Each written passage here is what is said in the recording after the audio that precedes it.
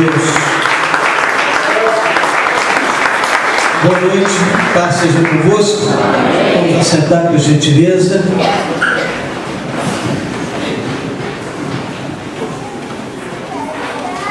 Agradeço a Deus pela sua vida entre nós nessa noite que nós estamos na sequência da campanha Águas que Saram.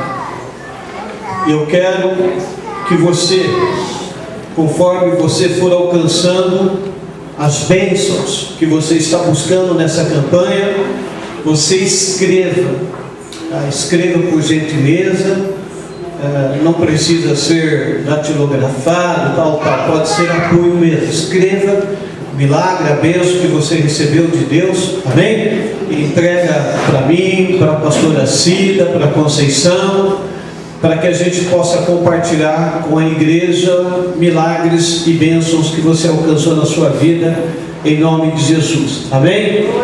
E a semana que vem nós vamos ter mais uma noite abençoada, mais uma noite especial. Nós vamos fazer o Coffee Gospel, ou seja, café com Cristo, um café cristão. Então à noite, depois do culto, nós vamos servir aqui gratuitamente um café gostoso, bastante coisinhas gostosas para comer aí junto, e nós vamos novamente sair do trabalho de evangelização. Então um grupo de homens, de mulheres, jovens e adolescentes estão sendo convocados para sair nessa evangelização este final de semana que vem, e vamos continuar falando de Jesus para a sociedade. O Brasil está numa situação, irmãos, que acima de toda e qualquer coisa, só Jesus para salvar e mudar a história deste povo, desta nação. A nação está literalmente, até então, abandonada pelo governo, abandonada pela autoridade, pela liderança desse país, mas existe um Deus que é poderoso, capaz de acolher e ajudar toda e qualquer pessoa que vier buscar nele o amparo, o abrigo, o auxílio. E quantas pessoas não sabem disso, apesar de tantas coisas? Então é altamente bíblico nós fazermos essa participação com o reino de Deus e convidar os povos para que venham para a presença do nosso Deus e ser curado, libertado, abençoado em nome de Jesus. Então esse final de semana teremos mais esse trabalho.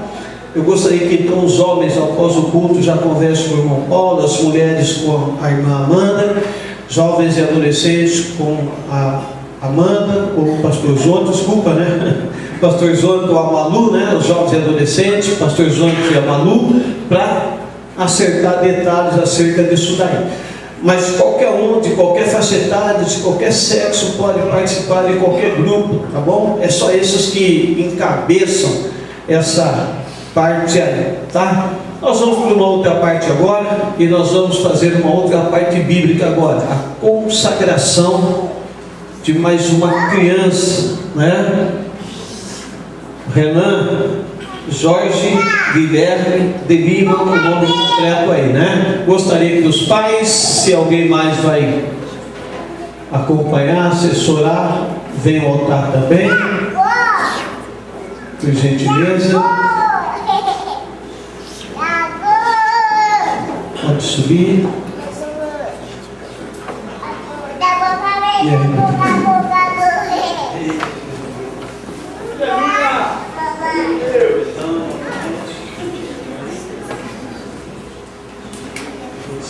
graças a Deus.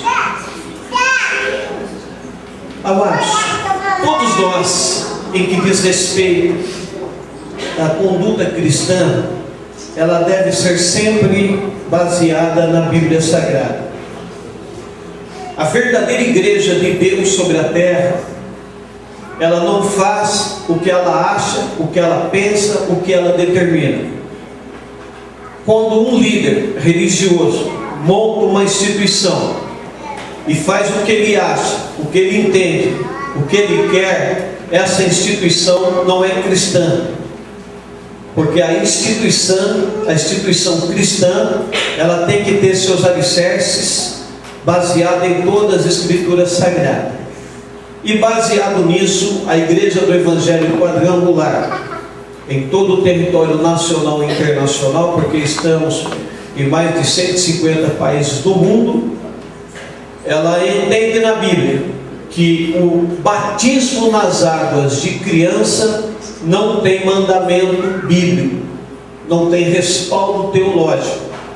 Então você vai procurar na Bíblia Sagrada, aonde a Bíblia ensina, aonde a Bíblia manda uma criança ser batizada nas águas, você jamais encontrará isso. O maior exemplo dessa verdade, irmãos, é a pessoa de nosso Senhor e Salvador Jesus Cristo, que quando criança, ele foi levado à igreja, e pelo titular, pastor maior da igreja, ali Jesus Cristo foi consagrado ao Senhor nosso Deus. E quando ele se tornou adulto e tinha consciência de atitudes de vida, ele decidiu servir ao Senhor nosso Deus. Foi aí então que o Senhor Jesus desceu ao batismo das águas. E batismo nas águas, irmãos, é uma palavra que surge no Novo Testamento, aonde está no grego, e o grego diz batismo, que quer dizer submergir a pessoa dentro das águas. Então, nunca uma criança poderia ser mergulhada dentro das águas, correndo todos os riscos de uma forma geral.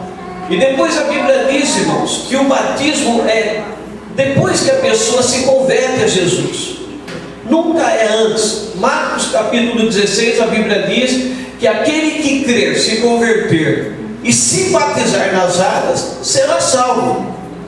Então, se eu chegar para o Renan e perguntar: Renan, você aceita Jesus como Senhor e Salvador? No momento ele só aceita a chupeta. E se for para a cola da mãe, quer mamar. Pelo jeito é isso.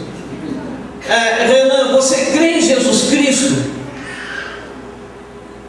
Então a criança não tem consciência nenhuma disso. Então, quando se leva uma criança a esse ato de ser batizada como criança, isso sim é induzi-la a uma vida, a um comportamento, a um pensamento que ela nunca teve ideia, nunca teve concepção e nunca decidiu de forma consciente. Ela foi levada a ser daquela religião, porque os pais a induziram e ela cresceu entendendo: eu tenho religião, né? Então, é totalmente fora do padrão bíblico. Então, se a Bíblia diz que a criança deve ser consagrada, assim os pais, no Tiago Carlos está fazendo o papel certo e correto, de trazer a criança ao altar e ser por nós consagrada ao Senhor nosso Deus. Lembrando ao Renutiel, cara, que depois desse menino consagrado a Deus aqui nesse altar, a consagração significa entrega a Deus. Ele pertencerá literalmente ao Senhor nosso Deus, e estará sobre a responsabilidade de vocês cuidar em que ele ande em todo o caminho do Senhor Jesus por toda a vida. E essa será a responsabilidade dos que estão testemunhando o fato aqui nesse altar. Sempre educar o Renan no caminho certo, em Cristo Jesus. Amém? Estando selado aqui na terra, está selado nos céus. Vamos consagrar o menino então.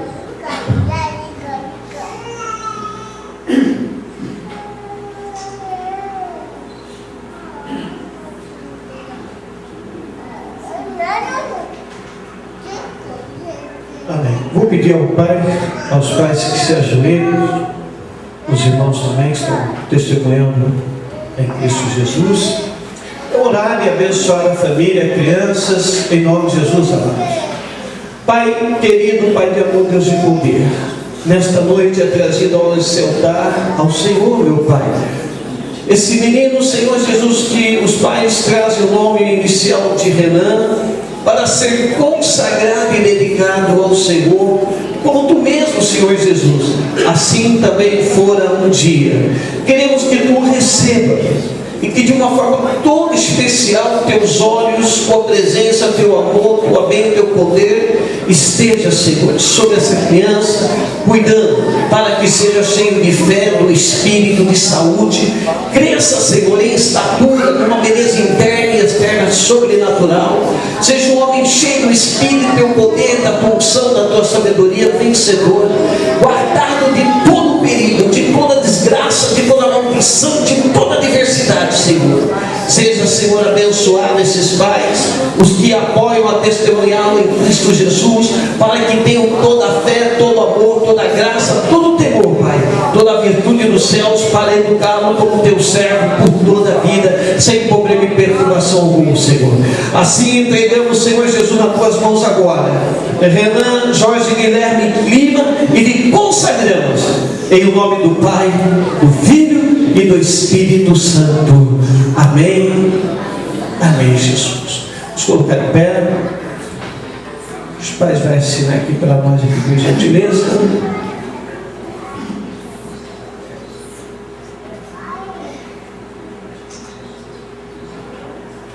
Belezinha, né? É aquela passagem na Bíblia quando João Batista fala que aquele que vem após mim é mais poderoso do que eu. E aquele que veio após vocês são mais bonitos que vocês dois juntos, viu? Cara, por gentileza, aqui.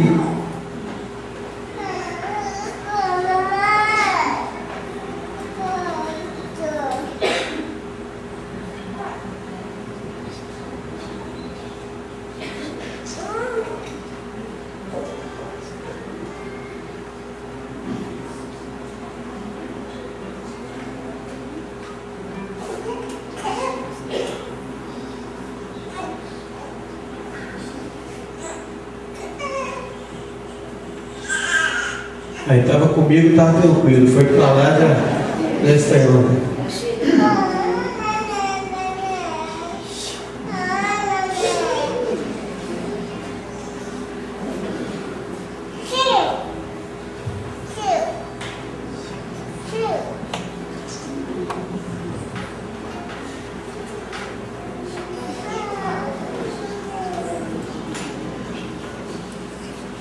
Amém. Vamos aplaudir o nosso Deus.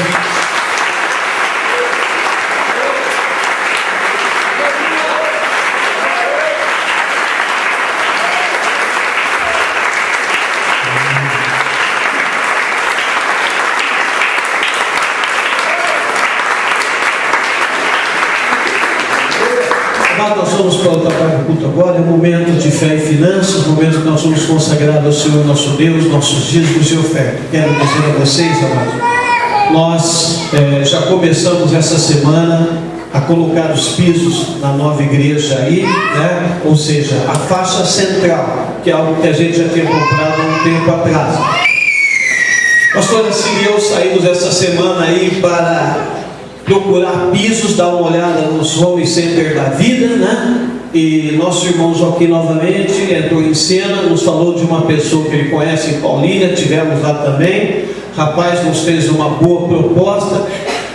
Nós temos que definir, né? Onde vai ser, como vai ser, o que vai fazer. Nós estamos definindo, inclusive, bem rapidamente, porque logo o Joaquim está terminando essa partezinha que ele tem para fazer lá de um modo geral e precisa do restante dos pisos para colocar. Se nós ficarmos na contabilidade do rapaz lá de Paulínia, que o Joaquim levou, Gilvan, é 24 mil, Joaquim ficava, 23 mil, né? 24, 23 mil. 24 mil aproximadamente isso, o piso, a argamassa e o rejunte, né? Nós temos mais 11 mil reais dos honorários do Joaquim aí, que ele comprou uma coisa bem abaixo do mercado, 22 reais o metro aí ele cobrou da gente. E agora temos uma outra parte que tem que fazer na galeria que a gente não tinha percebido, uma regularização dos espelhos da galeria. Está muito torto, tem que emaciar tudo aquilo lá, alisar para colocar, sentar os pisos, ficar direitinho. Então, quer dizer, aumentou nossos custos. Então, eu estou orando a Deus, irmãos, pedindo a Deus para que Deus trabalhe no coração de vocês, naquilo que vocês puderem fazer financeiramente falando para com a igreja, porque a gente está precisando e é um momento difícil para a gente. Graças a Deus, uma pessoa entre nós aqui sentiu no seu coração, deu uma oferta de R$1.000 para a gente, o que nos ajuda muito já em relação a isso, né? Mas se ficarmos nos 24 entre pisos, né? E os 11 mil do Joaquim, já são quanto, irmãos? R$35 mil, não é isso? Aí, se a regularização da galeria, que temos alguma coisa à parte, entre areia, massa, né? Cimento e mais a mão de obra, que eu não sei, Joaquim, que vai ver isso daí, que ele vai falar para a gente, mas eu sei que ele vai fazer o que puder de melhor para a gente, é mais um custo, e é algo que a gente está acima dos acimas, irmãos, e é o que a gente precisa fazer imediatamente para passar para essa nova igreja aí, né? Qualquer dúvida, irmãos, essa nova igreja está aqui do lado, tem essa casa aqui do Sebastião, essa construção do lado. Quiser passar lá para olhar e ver, o Joaquim está lá de segunda a sexta-feira, lá o dia inteiro, para você ver o que está sendo feito lá. Nós não recebemos ajuda de governo, de ninguém, de nada. O que nós fazemos, essa igreja que estamos construindo, essa aqui que foi construída, uma outra que eu já construí no Próspero de Souza, é sempre com a ajuda de cada irmão, de cada pessoa que está servindo a Deus conosco na igreja. Amém, amados? Então, o que você sentir de Deus no coração de fazer, puder ajudar, precisamos em nome de Jesus, tá bom? Eu quero que você feche seus olhos, olhe por essa igreja, olhe por essa construção, olhe para Deus estar provendo bênçãos para podermos ir em frente em nome de Jesus. Pai querido, Pai de amor, Deus de poder, estamos mais uma vez, Senhor Jesus, falando com a tua igreja, com teus servos, com o teu povo, acerca de fé e finanças, Pai, colocando a par tua igreja, teu povo, de todas essas coisas que estão discorrendo entre nós aqui, ó Deus, no momento, aonde estamos nessa parte de colocar nos pisos da nova igreja, ao qual precisamos, e aqui estamos pedindo, Senhor Deus, há tanto tempo, porque é uma das grandes partes que precisamos para finalizar o interno e estar lá dentro. Aí está a tua igreja, teu povo, que o Senhor faça a obra, o milagre, fale, Senhor, ao coração de cada qual, mova para que cada um possa ofertar, Deus, contribuir, ajudar, auxiliar o reino do Senhor entre nós, da maior e da melhor forma possível, Pai, e seja isso um ato de fé, de amor, de prazer, de gozo e alegria, em um nome de Jesus Cristo, ó Pai eterno, nós te pedimos e nós te agradecemos, amém e amém, Jesus. O corpo diaconal vai passar as salvas, onde você põe a oferta, o dízimo que você trouxe, e vamos ouvir mais um cântico em nome de Jesus.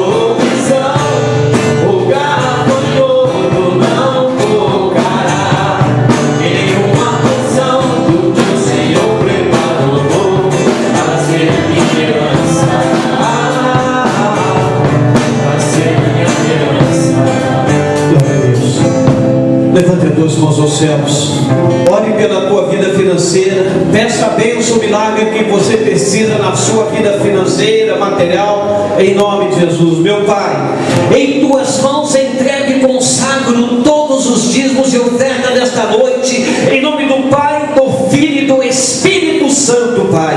Assim como este povo estendeu as mãos para ti, estenda tu agora por cada qual, Pai, e opera milagres, trazendo galardão, retorno, recompensas, bênçãos, vitória, milagres e maravilhas pelo poder do nome de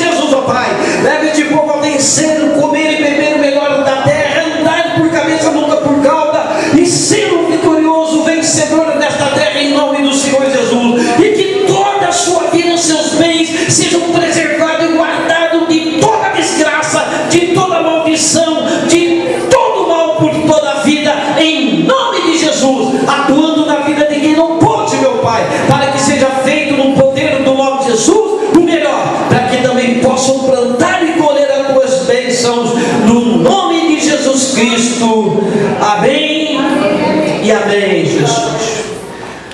Amados, vamos para a palavra oficial que Deus tem para nós nessa noite. Vamos colocar em pé. Abra a Bíblia Sagrada, o livro de Deus, no Evangelho de João.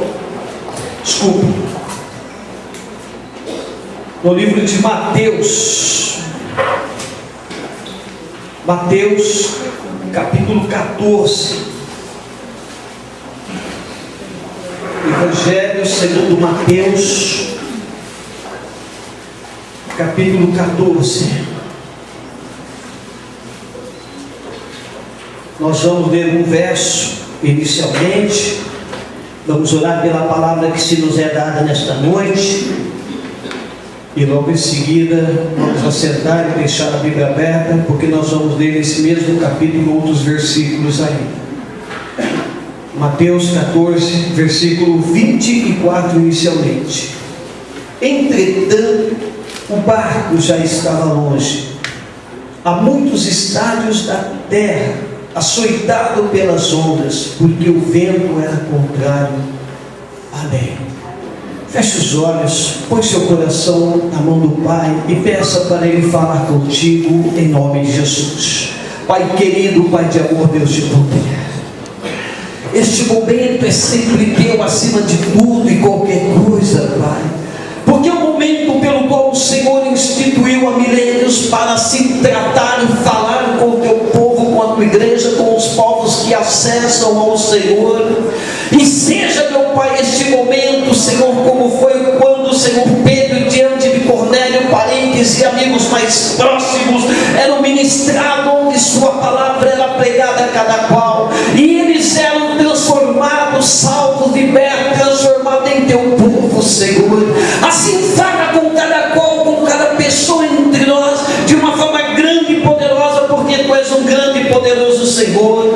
E eu te imploro, Senhor, tua presença entre nós de uma forma sobrenatural, atuando, ó Deus. E em nome de Jesus, Senhor, guia, oriente, dirige, usa-me, porque estou nas tuas mãos para viver e servir ao Senhor, este teu povo. Em nome de Jesus nós te pedimos e nós te agradecemos. Amém. Vamos assentar.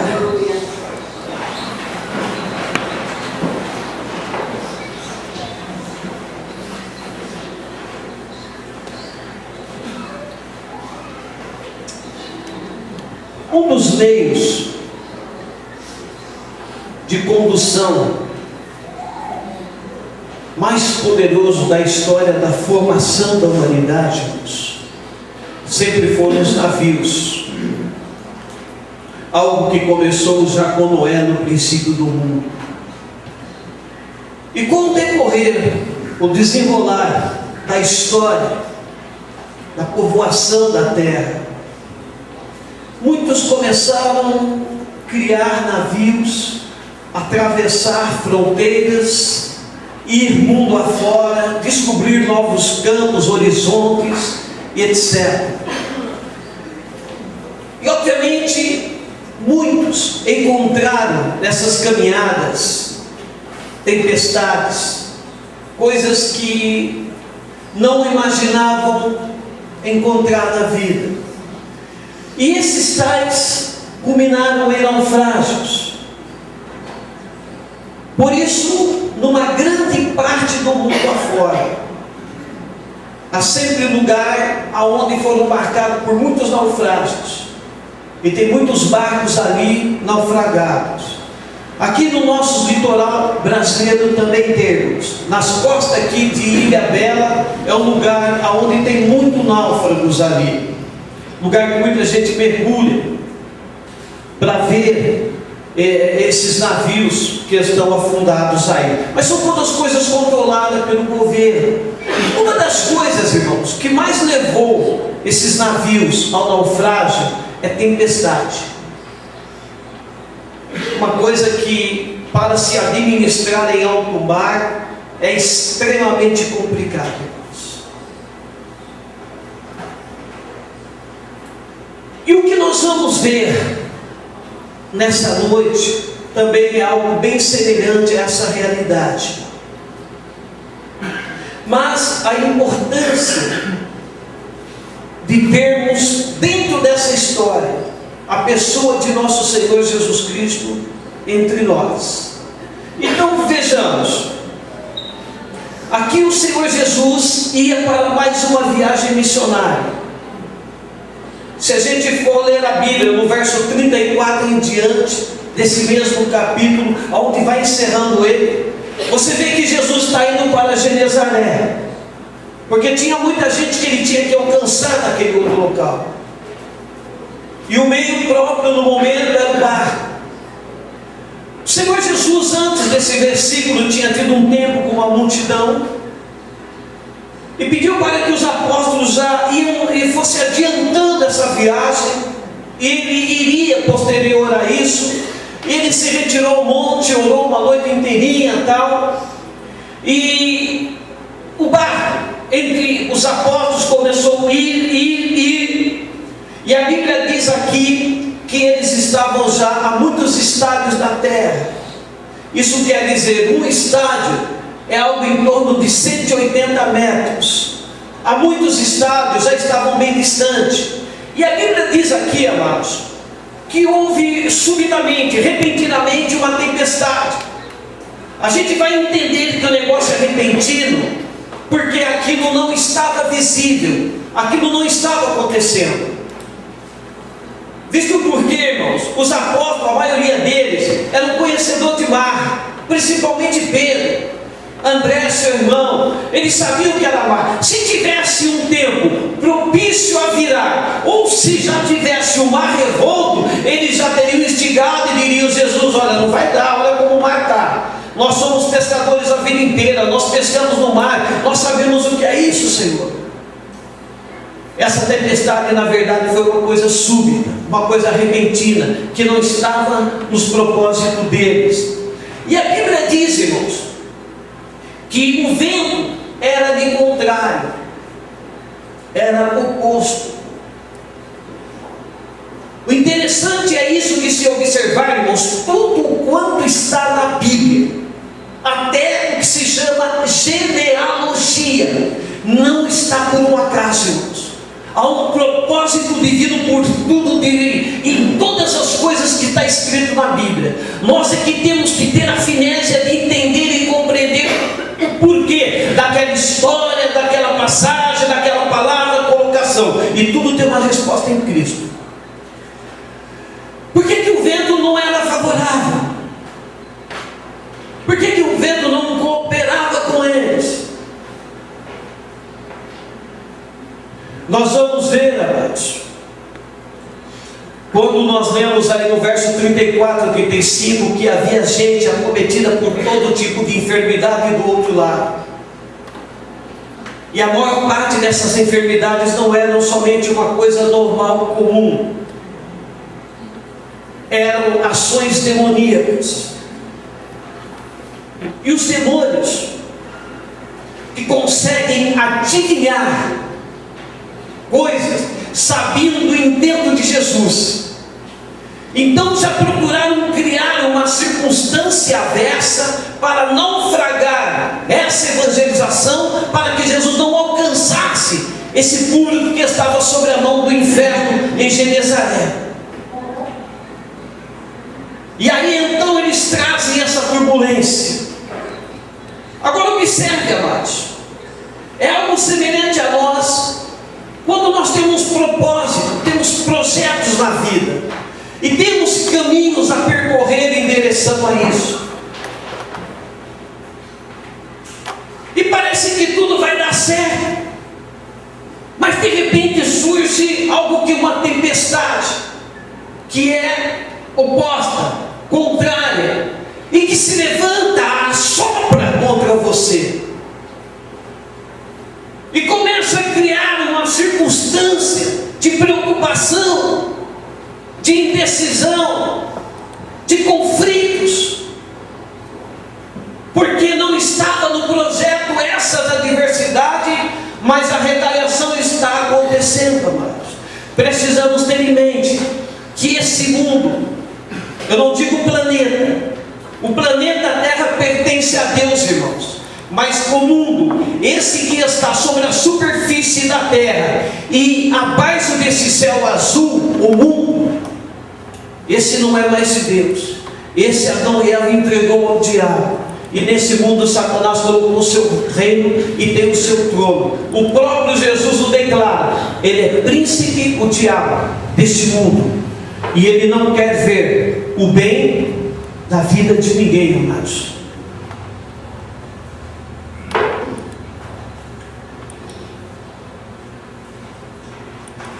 Diz a Bíblia, no verso de número 25: na quarta vigília da noite, foi Jesus ter com eles, andando por sobre o mar. Amém. Jesus, na verdade, em seu espírito, sabia do que estava acontecendo com os seus. Visto porque, inclusive, quando Jesus os tirou da vida secular e os tomou para si como apóstolo, Jesus assumiu uma responsabilidade de olhar e cuidar de cada um deles. Assim como a tua vida em Cristo está sob responsabilidade de nosso Senhor e Salvador Jesus Cristo, amado. Por isso ele chama você de a noiva dele. Ele chama você de a menina dos olhos dele. Ele chama você de seu filho e sua filha. Ele chama você de seu povo. E a Bíblia diz que ele comprou você pelo sangue derramado na cruz do Calvário. Você é uma propriedade divina, pertence a Deus. E ele sabe do cuidado que tem que ter para com você. Mas as Escrituras Sagradas estão aí para nos fazer entender e compreender uma série de coisas que às vezes não entendemos, não compreendemos como nós queríamos. Ou seja, por que Jesus deixa os apóstolos ir à frente, sabendo na sua onisciência o que iria acontecer?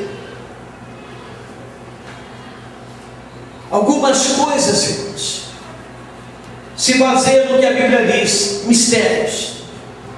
Deuteronômio 29, versículo 29, a Bíblia diz: há coisas que estão reveladas e não são compreensíveis, mas tem coisas que não nos são reveladas e pertencem ao Senhor nosso Deus. Mas Ele sabe o porquê está nos colocando, permitindo, nos deixando em situação dessa forma. São coisas que vão aprimorar a nossa fé, são coisas que vão aprimorar a nossa confiança, são coisas que nos farão crescer diante do Senhor nosso Deus. Pois a Bíblia diz, irmãos, que nem um fio de cabelo cairá da tua cabeça se não for pela vontade de Deus. A Bíblia diz, meu irmão, minha irmã, que em tudo devemos dar graças, porque esta é a vontade de Deus Altíssimo, e Ele sabe o porquê de todas essas coisas. Então Ele sabia que os apóstolos tinham que ser preparados, porque depois que Ele subisse aos céus e não estivesse em forma física presente, a igreja teria adversidade. Atos 8:1 em diante diz isso.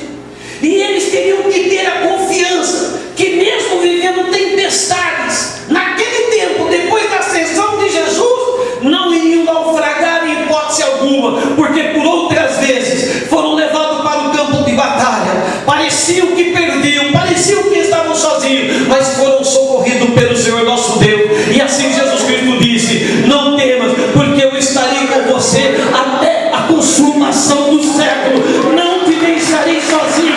Aleluia! Glória ao teu nome, Jesus.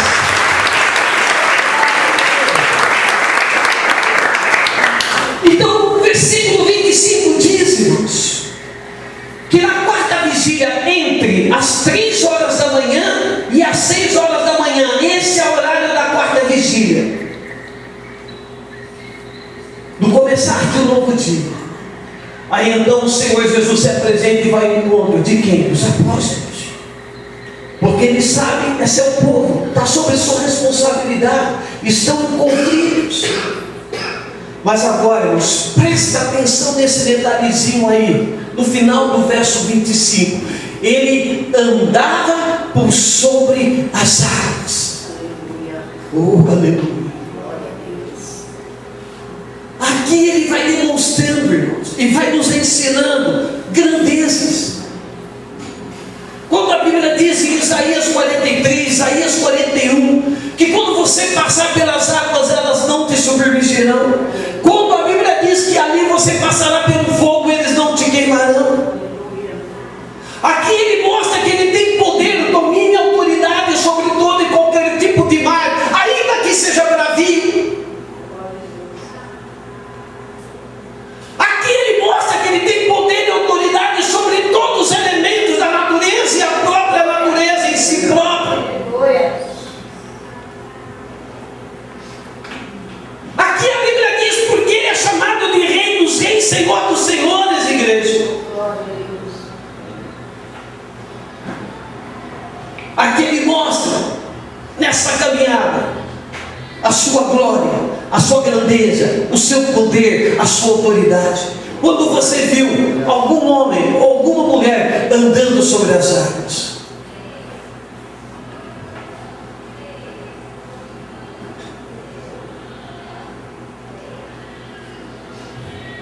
verso 26, e os discípulos, ao verem-no andando sobre as águas, ficaram aterrados e exclamaram: é um fantasma!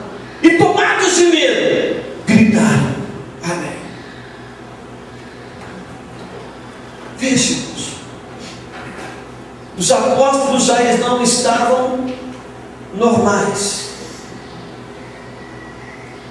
já estavam perturbados, assustados, amedrontados. A situação era crítica. O perigo de naufrágio era real, evidente, humanamente falando. Ainda não tinha clareado o dia, e ainda eles veem uma pessoa vindo andando sobre as águas ao encontro deles. Eles não tinham, dentro da sua lógica, dentro dos seus conhecimentos, dentro de toda a história que ouviram na vida, dentro de toda a teologia do Antigo Testamento, eles nunca tinham visto alguém que andara sobre as águas. Eles já estavam com Jesus Cristo há um bom tempo. Jesus nunca tinha falado sobre esta forma de agir e se manifestar. Eles nunca tinham visto Jesus fazer aquilo. E quando eles viram aquela cena, em seu ser, em seu interior, não tinha uma explicação plausível, patente, concreta, lógica. E aí, irmãos, que nós também precisamos entender e compreender o que é viver a vida em Cristo Jesus. Nós somos seres humanos que, principalmente antes de conhecermos a Jesus e nos entregarmos a eles, fomos treinados em um mundo de coisas concretas, palpável, visível, aonde se tem explicação lógica para todas as coisas, inclusive fenômenos. Quando nós estamos assistindo televisão, estamos sendo educados imperceptivelmente a ser alguém que acredita no que vê. Isso ocorre quando estamos mexendo em computador, quando estamos mexendo em internet, quando estamos mexendo em celulares, quando estamos na escola, quando estamos dirigindo o carro. Tudo nesse mundo é materializado, irmãos.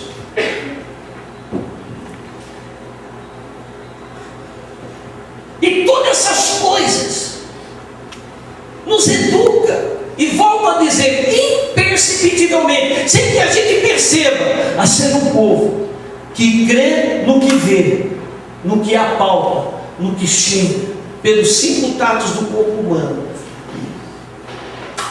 pelo que é lógico. E quando a gente vem para o reino de Deus, irmãos, a coisa torna-se diferente. Por quê?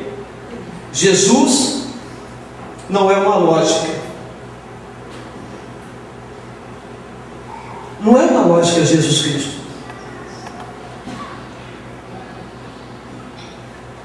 Como é que Jesus Cristo veio ao mundo, irmãos?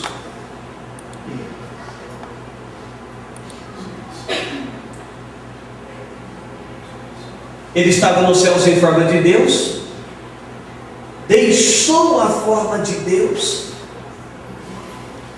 e pelo Espírito Santo foi colocado no útero de Maria. Tem lógica nisso?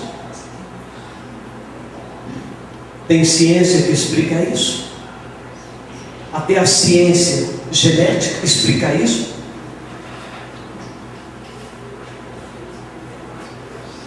O que ele fez em todo o seu ministério? Ressuscitar mortos. Não tem lógica. Curar cegos, curar surdos, levantar paralíticos.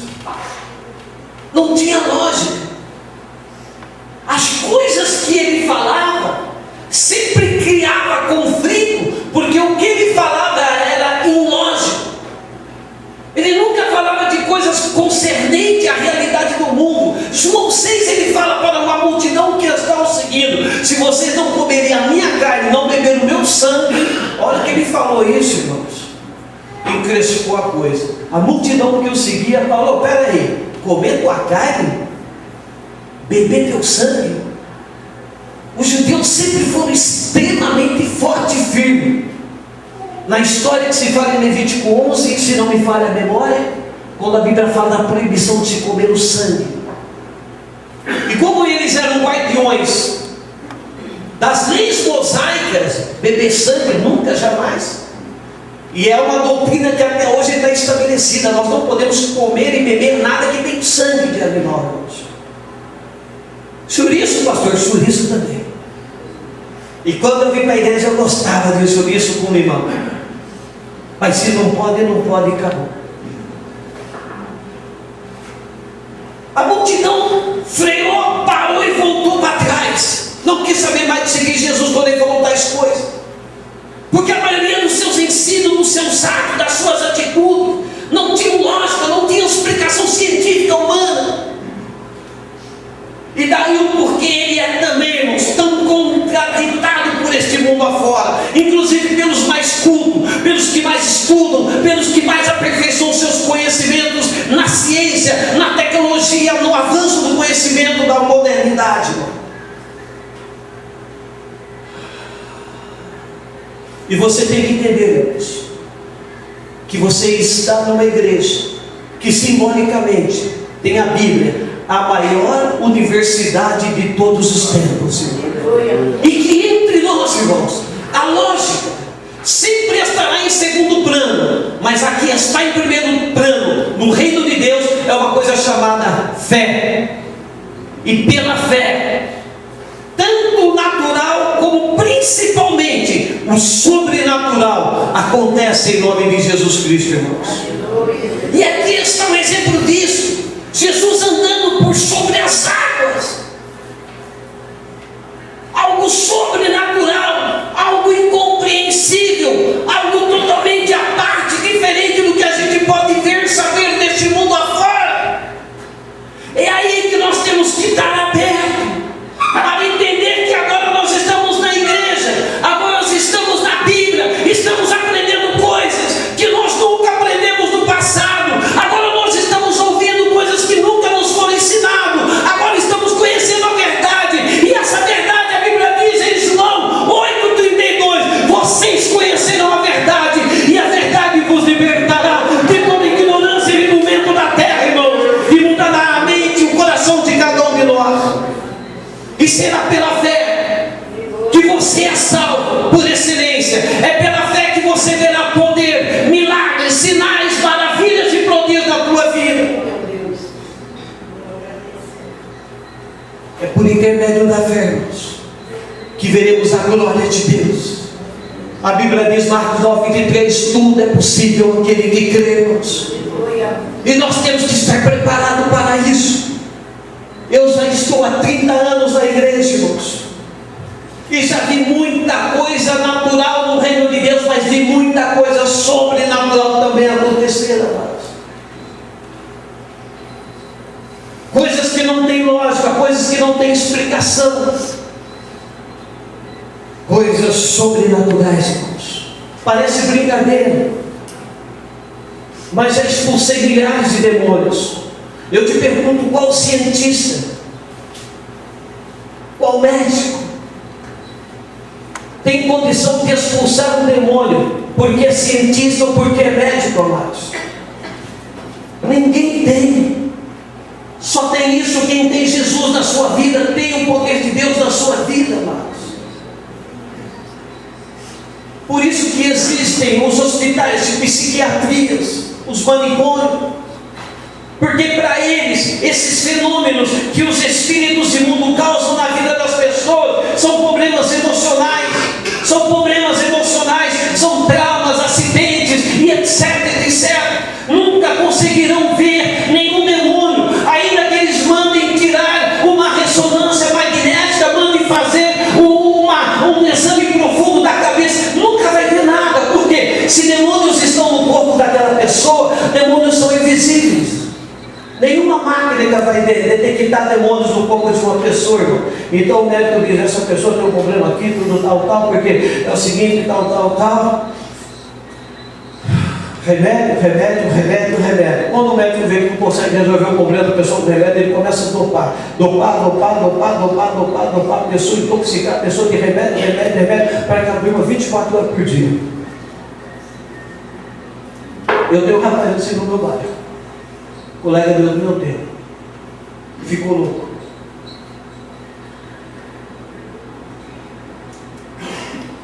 E você não o vê mais na rua, só dorme o dia inteiro, 24 horas. Quando acorda, a mãe vai lá e dá remédio. E ele dorme, a mãe, remédio.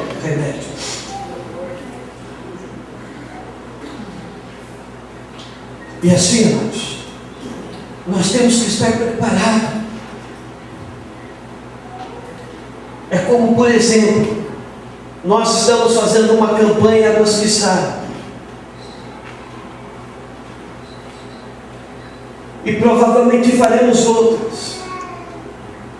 E usaremos outros instrumentos para que seja canal de Deus, para trazer milagres sobre as nossas vidas. Mas a glória nunca será da água, será do Deus Todo-Poderoso. Aí então a gente vê acontecendo uma coisa diferente na igreja, ou seja, água, mas não sei o que lá e tal. Olha, eles viram aqui Jesus vir de uma forma como nunca viu, de uma forma diferente.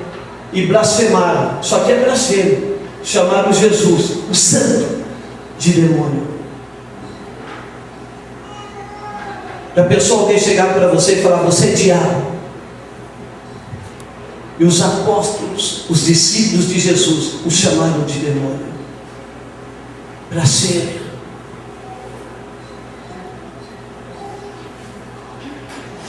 Então, quando a gente tem experiências, irmãos, eu me lembro quando eu vim para a igreja, eu cheguei um sábado à tarde em casa, eu era novo na fé, não tinha ninguém em casa, era solteiro ainda.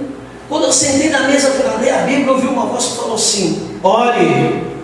Eu perguntei, quem está aí? E eu olhei para a terra porque foi tão nítido, mas não tinha ninguém. Aí voltei a olhar para a Bíblia, continuei lendo a Bíblia, aí a segunda vez a voz falou mais alta, ore. Aí eu levantei, falei, peraí, quem está tirando uma comigo? Levantei, saí, abri as portas, guarda-roupa, olhei de baixo, fui lá fora da casa. Eu tinha certeza na minha cabeça que alguém estava me zoando, alguém está tirando uma comigo.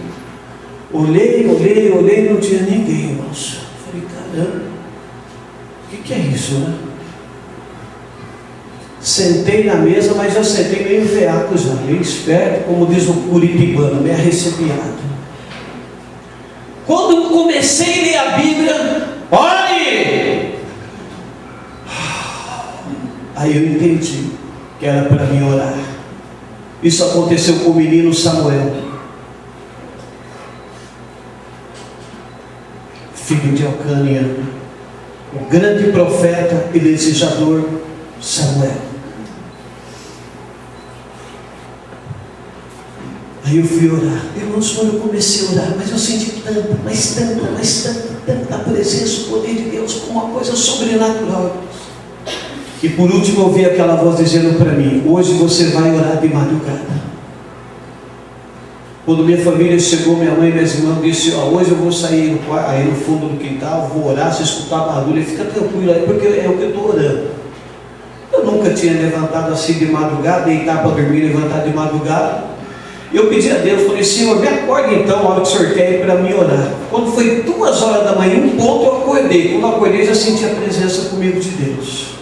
Eu fui para o fundo da minha casa, no quintal, um sábado bonito, estrelado, lua. Quando eu comecei a orar, aquela presença sobrenatural de Deus veio sobre mim novamente. Eu comecei a ser tomado pelo poder de Deus de uma forma inexplicável. Não tem explicação a presença celestial. E de repente eu comecei a ter uma visão. Quando eu olhava para os céus, havia um terremoto nos céus, e uma trinca se abriu de um horizonte a outro, e eu comecei a ver os céus abrir sobre a minha cabeça. Vi pouca coisa do que tem lá em cima, mas vou te dizer o que Deus preparou para nós naqueles céus, irmão. Aleluia. Vale a pena, irmãos, superar, vencer e permanecer fiel. Como Paulo diz, o que Ele tem preparado para nós não se compara a nenhum tipo de tribulação nessa vida, irmãos.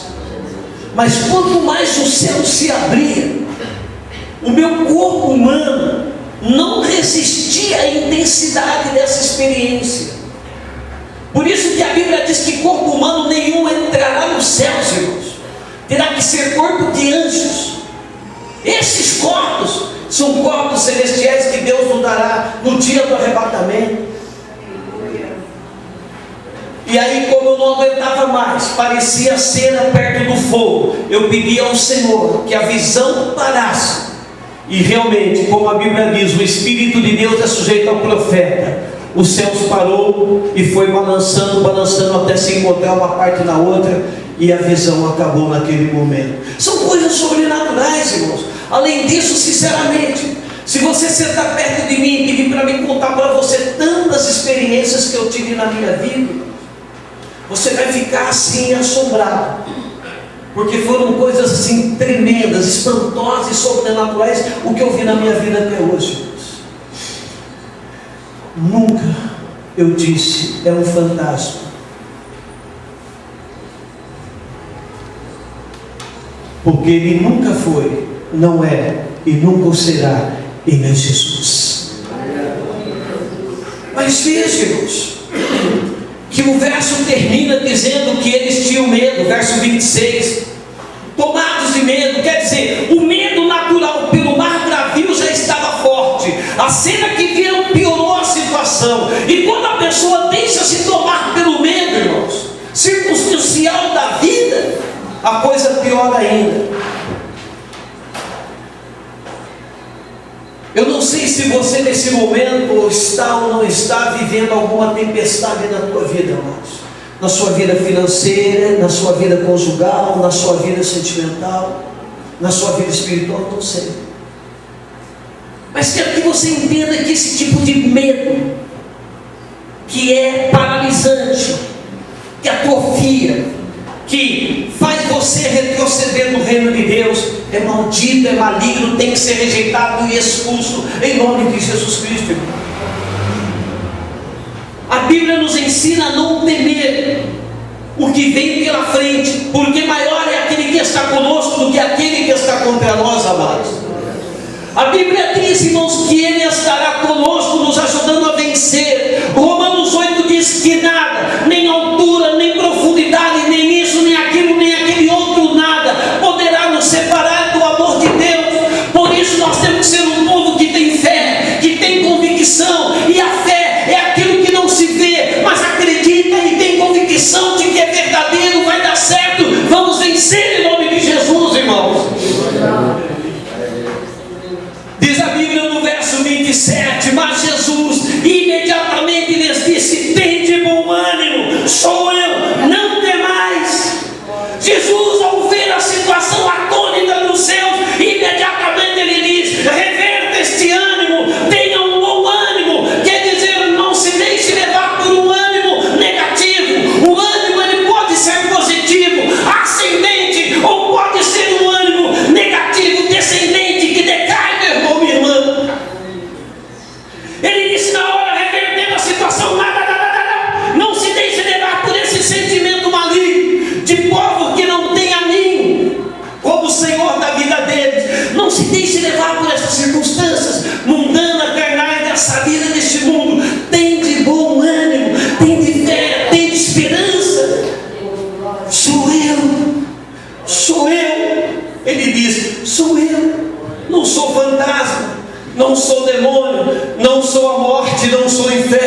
Eu sou Jesus que vim para te dar vida, e vida com abundância. Eu sou o Salvador, eu sou o teu Senhor, e estou aqui para socorrer vocês. Não temas, finaliza o verso aí 27. Não temas.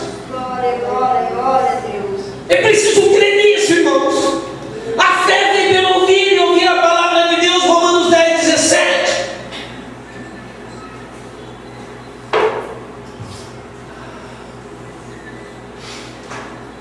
Verso 28. Respondeu-lhe Pedro e disse: se és tu, Senhor, manda-me ir ter contigo por sobre as águas. Olha bem a palavra de Pedro aqui, irmãos. Incoerente com toda a versão bíblica.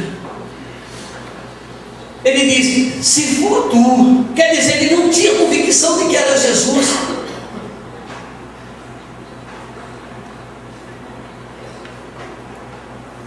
Isso é um perigo. O corpo está na igreja e o coração está no mundo. Você já percebeu como é interessante que o surdo, ele tem orelha, mas não ouve? Você já percebeu como é interessante o mudo? Ele tem boca e tem língua, mas não fala. Às vezes a pessoa tem coração, mas está cheio de incredulidade. Então, meu irmão, minha irmã, se você crê e confia no mundo mais do que Jesus Cristo, como é que ele pode mudar a tua vida? Se você for comprar alguma coisa, for a algum lugar e precisar do crédito da pessoa, e a pessoa não acredita em você, duvida do teu caráter, como é que você se sente? Como você quer que Jesus mude a tua história se você não acredita nele, você não se entrega a ele, você não põe a sua vida na mão dele e você não permanece nele? A Bíblia diz que ele é um grande ourive, e ourive só pode trabalhar e moldar joia que está na mão dele. A Bíblia diz que ele é um grande oleiro, ele só pode transformar argila em vasos, em coisas boas, mas a argila que está na mão dele.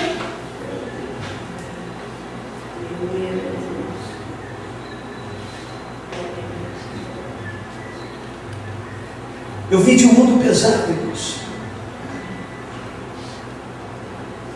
Ninguém sabe ao pé da letra tudo que eu fiz de errado na minha vida, só Deus e eu. Mas eu fui uma desgraça para a sociedade, irmãos. E odiei o evangelho, ao ponto de dar um tiro com um revólver 38 em crente, só porque era um crente. Para você ter uma noção, tenho 4 facadas no corpo, uma no coração, tiros na perna, uma bala alojada na perna até hoje. Tem tiro e facada em muita gente, irmãos. Não dá para entrar em detalhes.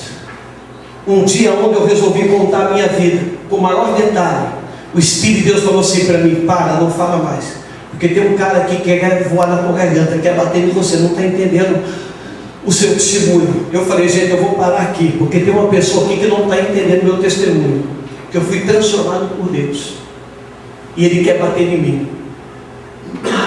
Quando começamos a orar pelas pessoas, aquele cidadão que queria bater em mim chamou os irmãos num canto chorando. Fui eu estava quase voando no pescoço desse pastor aí. Eu não entendi como é que ele pode ser tão ruim, e agora está na igreja e ser pastor. Eu vou lá nele e ia dar porrada nele. Pelo amor de Deus, o que eu faço? Eu sei que eu errei, eu fui revelado, eu sei que eu errei. Chamaram eu e falaram: pastor, é esse irmão que queria bater no Senhor. Mas Deus, irmãos, quando uma pessoa se converte a Ele, se arrepende e põe a sua vida na mão dele, Ele perdoa, Ele transforma, Ele salva, Ele resgata e faz um novo homem, uma nova mulher. 2 Coríntios 5,17, a Bíblia diz: aquele que está em Cristo é uma nova criatura, as coisas velhas se passaram e tudo se fez novo. Nunca mais vou ter essa criminalidade, nunca mais me envolvi com essas coisas, irmãos.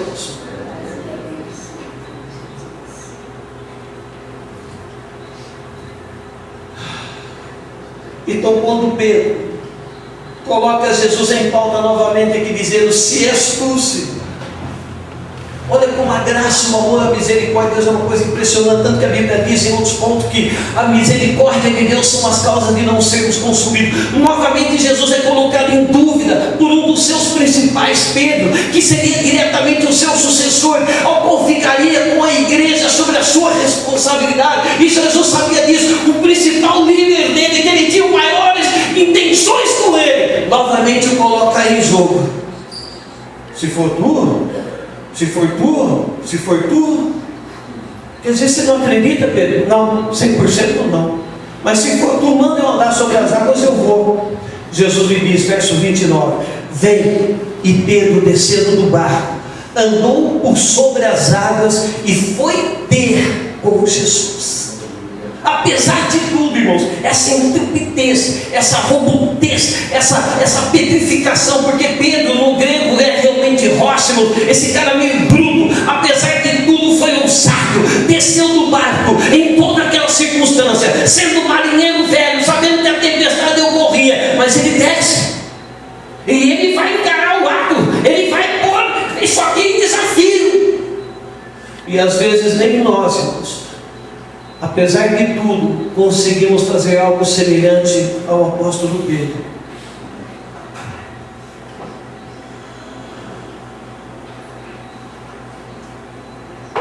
E a Bíblia diz, está aí escrito. Mateus relatou, ele viu, está lá. Ele começou a andar por sobre as águas, irmãos. Quando você verdadeiramente e eu começamos a andar com Jesus verdadeiramente, irmãos, nós começamos a experimentar coisas sobrenaturais da vida. Não é mero literalmente andar sobre águas, mas andar sobre situações e vencer. Aí a Bíblia diz, irmãos, verso 30, reparando porém na força do vento, teve medo, e começando a submergir, gritou, salva-me, Senhor. Agora observe como Deus tem que trabalhar com uma situação que não é fácil o ser humano. Nós não somos fáceis de se trabalhar, igreja. Pode perguntar para quem entende que uma das coisas mais difíceis de se fazer na terra é lidar ser humano com ser humano. Nós somos difíceis. Agora imagina com Deus toda essa realidade desde o princípio do mundo até o final de todas as coisas. Pedro está olhando para Jesus, Pedro está vendo o sobrenatural acontecer na sua vida. Mas por que dá na cabeça dele? O que dá na teia dele de tirar os olhos de Jesus, irmãos? Por que ele foi fazer isso aqui? Meu Deus do céu! Isso também, cientificamente falando, é inexplicável. Por que tiraram os olhos de Jesus? Nunca ele tinha encontrado uma pessoa a quem ele tinha tanto dado crédito, deixar o barco, deixar a família, deixar tudo, e passou a seguir imediatamente. Ele nunca tinha conhecido uma pessoa tão grande e poderosa como Jesus, num momento tão sobrenatural. Ainda assim, ele é capaz de tirar os olhos de Jesus e olhar para as circunstâncias alheias. Esse é o perigo da vida, irmãos. Como Paulo fala sobre aqueles que naufragam na fé. Nós, irmãos, temos uma jornada por essa vida, por este mundo afora, e o nosso porto final, o final da nossa viagem, chama-se céu dos céus, Nova Jerusalém, Nova Canaã, também é chamado. É chegar diante de Deus, passar pelas circunstâncias que esse mundo, esse Brasil está vivendo, atravessar as situações desta vida, os mares deste mundo, irmão, e chegar diante do Senhor nosso Deus. Esse deve ser o maior sonho, o maior objetivo de cada um de nós, chegar nos céus eternos com Jesus. Agora, que tempestade existe, irmãos? Existe. Está aí a crise que o Brasil está vivendo. Está aí a criminalidade tão violenta. Está aí a poluição que mata milhões de pessoas no mundo afora a cada ano. E muita pouca gente sabe disso. Está aí tantas dores, doenças, enfermidades. Está aí tantos problemas que essa vida tem, segundo Deus. E humanamente falando, nós estamos aqui, nosso corpo está aqui. Mas nós temos que ir, acima de tudo, pela fé diante de Deus. Agora você está numa marcha para os céus. Não é uma marcha somente por Jesus, daqui, ali, para lá e para cá. É uma marcha para a vida eterna. Você faz parte do reino de Deus. Você foi chamado para estar em Cristo. E você tem que tomar cuidado, meu irmão e irmã, para não tirar os olhos de Jesus Cristo e começar a olhar para isso, para aquilo, para aquele, fulano, Beltrano, crise, isso, aquilo, tudo, tal. Irmãos, a Bíblia diz o seguinte, que aqueles que olham a situação da natureza, não planta e não colhe. Eu levei uma paulada em relação a certa feita, irmãos. Tempo que o telefone era uma fortuna aqui no Brasil, lembra disso, mais antigo? O telefone custava 3.500, 4.000, 4.500 reais um telefone. E eu precisava muito de um telefone, irmãos. E naquele tempo tinha saído uma promoção da Telesp, antigamente era a Telesp aqui no Brasil. Saiu uma promoção da Telesp ali na Ponte Preta, tudo tal. Haveria duas formas de comprar, ou à vista, que era um pouco mais barato, ou parcelado. Eu tinha dito para Deus naquela semana: Senhor, eu não vou comprar parcelado, não quero me meter em dívida, eu quero dinheiro para poder comprar isso daí à vista. Orei, jejuei a semana inteirinha, irmãos. Eu trabalho com antiguidade, e aos sábados eu fazia feira de antiguidade lá no Teatro de Arena, irmãos. Terminei o culto lá onde eu era da outra igreja padrão, lá no Próximo de Souza, na sexta-feira à noite. Fui para casa, carreguei minha caminhonete, era 1h pouco da manhã, fui dormir, irmãos.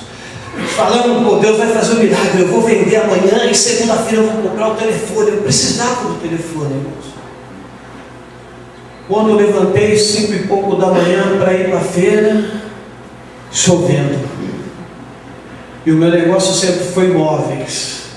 E os móveis nossos a gente encera no acabamento final.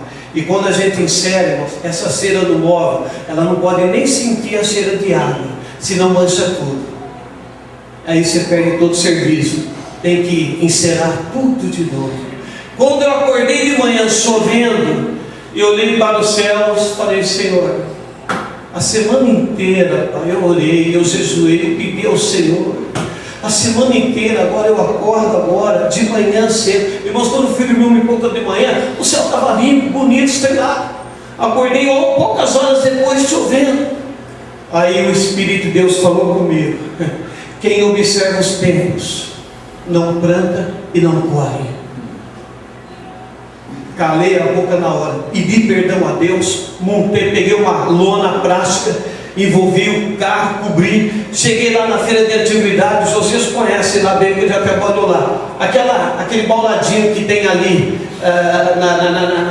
naquele coberturinho. Pedi para algumas pessoas me ajudar, tudo tal, botei meus móveis, tudo lá debaixo daquele guardadinho ali, tudo tal. Irmãos, aquele sábado foi o sábado que eu mais vendi em toda a história da minha vida, irmãos. Mas vendi imóvel, que foi uma coisa impressionante. Chegou segunda-feira, eu fui lá e comprei o telefone à vista, irmãos. Nós não somos aquele que andamos por lógica, nós andamos por fé, igreja. Por crer no poder de Deus, no sobrenatural do Deus vivo. Então não tem um porquê, meu irmão, minha irmã, você está em Cristo e começar a olhar para o mundo. Você está olhando para Jesus e começar a olhar para o diabo.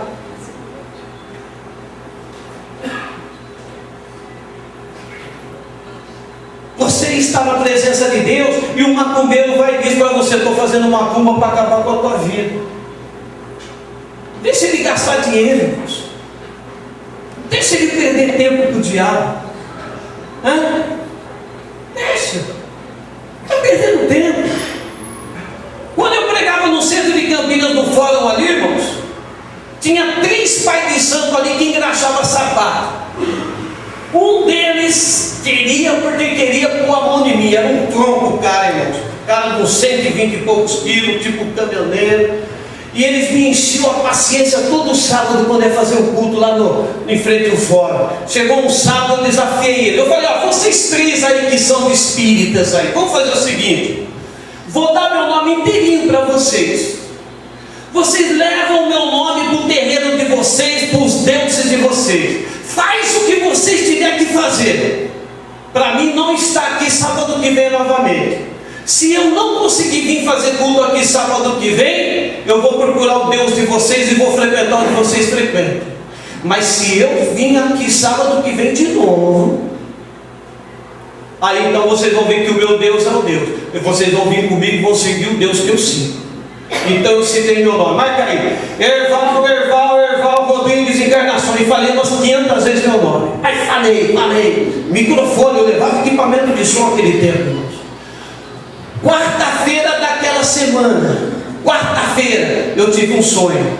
Eu vi aquele gordão indo lá para a entrada do cemitério da Saudade, onde tem uma cruz. Hoje eu não sei, mas antes se fazia muita coisa ali em pé daquela cruz ali, acendia muita vela, fazia muita coisa naquele negócio. Eu vi ele na visão, com o meu nome, um sapo.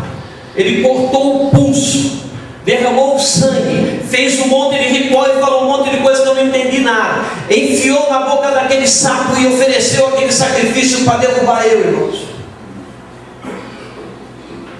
Sábado seguinte, 9 horas da manhã, eu parei na General Osório e estou descarregando o carro, coloquei os equipamentos, liguei o som, tudo legal, funcionando. Irmão, a maioria daqueles cultos, 99,9%, eu ia sozinho fazer aqueles cultos, descarregava tudo sozinho. Quando o som estava, eu falei: bom dia, amigos, nós vamos começar mais um momento com Deus aqui nessa manhã, tal. E eu quero dizer a vocês, colegas espíritas, lembra do desafio da semana passada? Aquele gordão já olhou para mim lá do canto e já fechou a cara, tudo tal. Então, gente, eu estou aqui, não era para mim estar aqui. O que aconteceu, hein? Viu, gente? Eu tive uma visão quarta-feira à noite, quando eu dormia, de um aqui que levou o meu nome. Gente, quando eu comecei a falar isso, aquele gordão que tinha feito isso, aquele cara levantou com tudo, veio que nem tem bala para cima de mim. Eu falei: agora, né? Eu estou com equipamento de som, eu não posso largar aqui, né, da igreja. Agora vem com o que dá. Mas nem precisou, irmãos. Os próprios índios que ficavam lá na época, que gostavam da gente, grudou o cara, deu uns tapas na orelha dele, fez ele voltar para o lugar dele e acabou, irmão. A Bíblia diz que quando você entrega a tua vida para Jesus, o seu nome está escrito no livro da vida eterna, irmão. Não adianta pôr mais no inferno, porque você pertence a Deus, você está lavado no sangue de Jesus, o poder de Deus está na sua vida. A Bíblia diz que cai por terra, não pode derrubar você. Aleluia!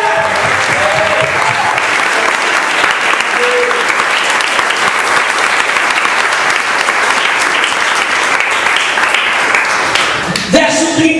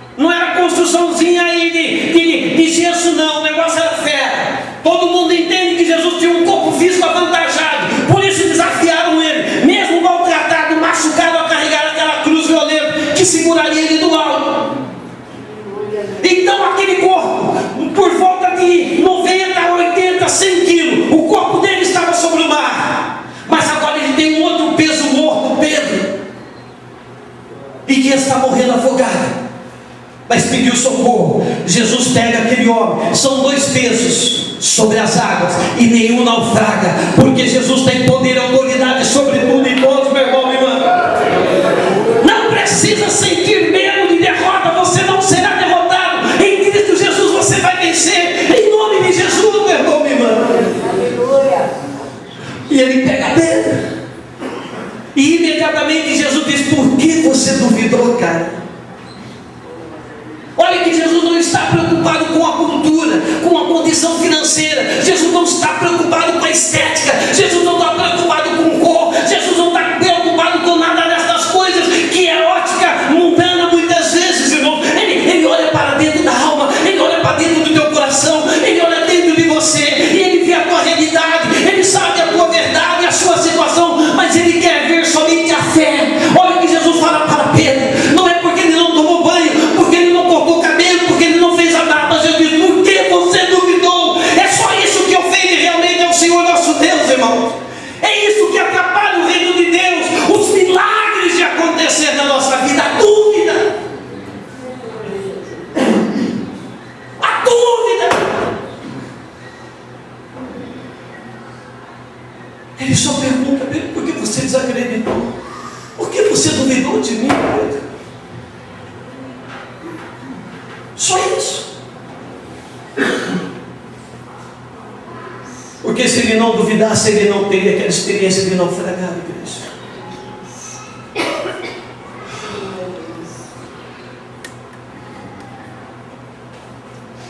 E aí Jesus pega Pedro. Pedro não responde, não diz nada. Jesus deixa ele refletir na sua alma. E carregando o leva para o barco. Compassivo, bondoso, misericordioso.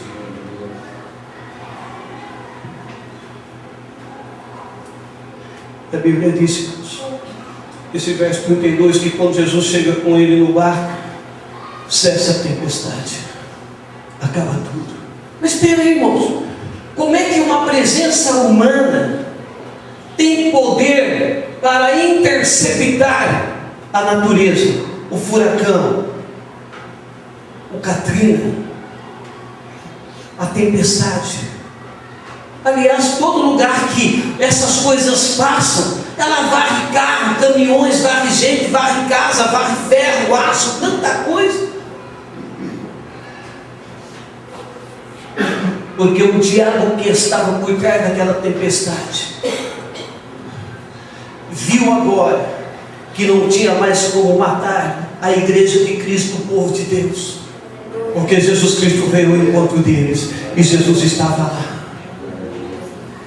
A tempestade aconteceu quando eles estavam longe de Jesus, mas agora que Jesus está com eles ali, não adianta mais, não tem tempestade mais. Lembra o que eu falei domingo passado? A desgraça de Maria Madalena, onde ela se perdeu porque estava longe de Jesus. Mas quando ela foi trazida para perto de Jesus, ela encontrou amor, encontrou perdão, encontrou cura, encontrou salvação, encontrou libertação. Sempre com Jesus, irmãos, na presença do nosso Deus.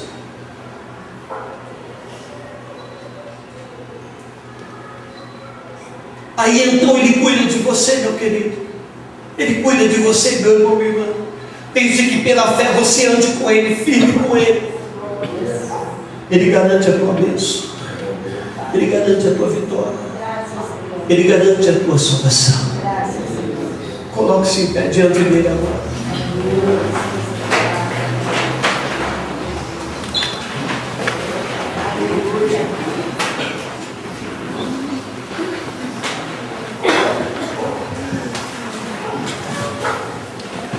Sua vida pode ser transformada nesse momento em Cristo Jesus, irmãos. Ele não está aqui para falar com parede, com banco. Ele está aqui para tratar com você, porque foi por você que Ele deu a vida na cruz.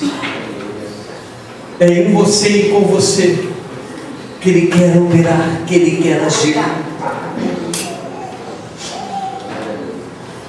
Eu pergunto para você que está aí no banco: você está respirando ar? Você tem oxigênio, você está respirando aí? Vê aí se você está respirando. Se não estiver respirando, tem que chamar um TI urgente para você, irmão. Você está respirando ar? Mas você está vendo ar? Assim é Jesus. Você não vê, mas Ele está aqui, irmãos. Ele está aqui. E mais que oxigênio, Ele pode te dar vida e vida com abundância.